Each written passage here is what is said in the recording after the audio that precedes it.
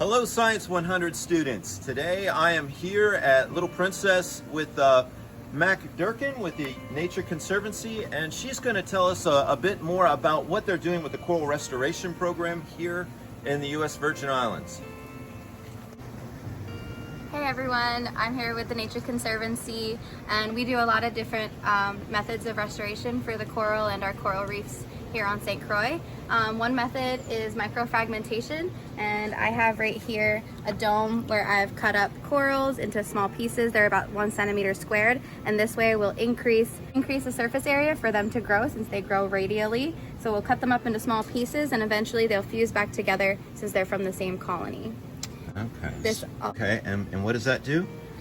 It increases their growth up to 20 to even 50% so that they can be a larger colony faster. Okay, cool. Okay.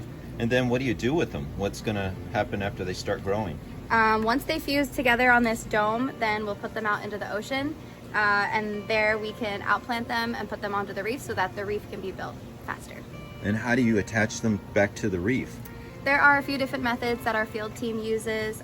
Since we have these holes here, we can put nails into the live rock onto the reef and use zip ties like I have here so that they can be attached that way. Neat. Okay. They also use cement, so they have these like icing bags full of cement, and you can put it under the reef or onto the reef and have them under the domes and just like squish them right on. Neat. Okay. And then they start growing. Yep, and then they can grow off of the domes and onto the reef and then become the big colonies you see out there. Up here, this is our intake system. So we have a lot of partial colonies in here. There are a few different species in this tank, but the field team will cut up about 10% from each colony that they collect from. That's part of our permit. We can't take more than that per colony. So there's a range of different sizes that we'll take from them. And from here, I can cut them up and make more frags. Okay, and how do you cut them up? I use this saw. I haven't put it together just yet, but basically this is called a diamond dust bandsaw, and this is the blade right here, and you can see it's really, really thin. But it's basically just a sander on a very sharp, straight edge, and that way I can make very precise cuts and get them down to very, very thin. Neat. Part of our microfragmentation is basically them asexually reproducing. So when we cut them up into small pieces, they will bud out and they will fuse back together. So as you see these corals right here, today I cut them into strips, and tomorrow I'll cut them into the little squares like you saw on the domes. And when they are fused, they can be about 20 centimeters, and that will be when they will be sexually reproductive. Tank, we have some of our larger colonies. These are Diploria labyrinthiformis, or grooved brain coral, and these guys are at the size where they would be sexually reproductive. So a couple years ago they spawned in the tanks, and we were able to actually collect the gametes and make larvae in our systems. So all of these little stars, we call them ninja stars over here, and these have baby coral on them. So from this year, we have 2 different species in here. We have the D-labs, which is Diploria labyrinthiformis, and we also have Peasters, which is Pseudodiploria strigosa, that's symmetrical brain coral.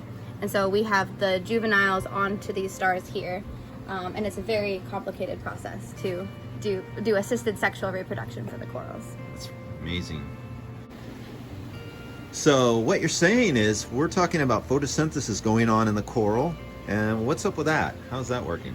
So coral and zooxanthellae is a symbiotic relationship. Zooxanthellae is a type of algae that lives inside the coral's tissue, and they are given a safe place to live, and the carbon dioxide from coral, since coral is an animal, they respirate just like us and release carbon dioxide.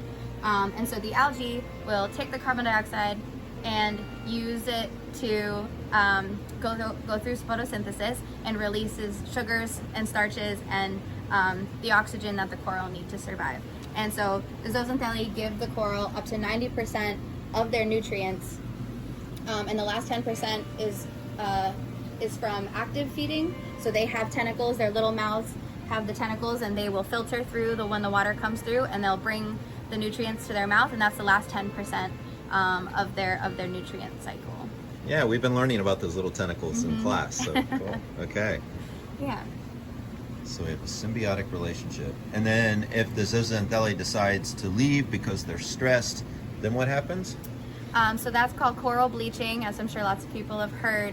The coral are still alive and their tissue is still attached to their skeleton, but they're expelling their zooxanthellae because it's not a safe place to live anymore. And so they look very white, or they look transparent. And you can see in here how pale those corals are. Oh yeah, you can see that. But they are still alive, and after a certain amount of time they can die, but they eventually, hopefully, will become a safe place to live again, and the zooxanthellae will come back and go back into their little coral homes. So this is a really hopeful program that the Nature Conservancy is doing, and you are doing. So thank you so much for the work that you do here. Of course. Cool. Over here, you're able to see that the edges are actually more rounded and they're starting to grow onto the putty. It's a little bit That's amazing. Yeah. And such a hopeful program. And so hopefully they'll be able to fuse soon. Actually, there's some guys over here, the two right there, they're actually touching, so they'll be fusing soon. Neat. And it's only been a month and a half. Wow. So they grow very slowly, but they're actually growing super fast compared to like what they do in the ocean. Oh, so yeah, Skittles. What is that exactly? So Skittle is stony coral tissue loss disease. It affects stony corals. And what it does basically is it explodes the cells that are inside the coral and has this really rapid tissue loss throughout the entire colony. They aren't exactly sure where it comes from. They haven't been able to find the genetic material that comes from the disease, but they hypothesize that it is a virus that infects a bacteria that infects the zooxanthellae in the coral. So it's like layer on layer on layer. Wow. And so it actually goes through the coral and infects the entire colony super, super fast. So if it gets hit in one spot, has a little lesion, in a week to 3 months, the entire colony could be dead. Yeah. Well, if I'm just going to guess here, so if you added on things like climate change or pollutants and things like that, then that's just going to weaken the coral even more and make it more vulnerable and less resilient for the stony coral tissue loss disease. So it kind of gets cumulative, I guess. Just like if we get run down. Like if we are sick or we're extra tired, we get a cold because our immune systems are already down. And that's kind of where the corals are, even in the ocean. They're already not feeling good, and then bam, something else happens, and it layers. Well, thank you for explaining that. So, is there anything that we should know or anything we should do as far as protecting these reefs here in St. Croix and St. Thomas in the Virgin Islands?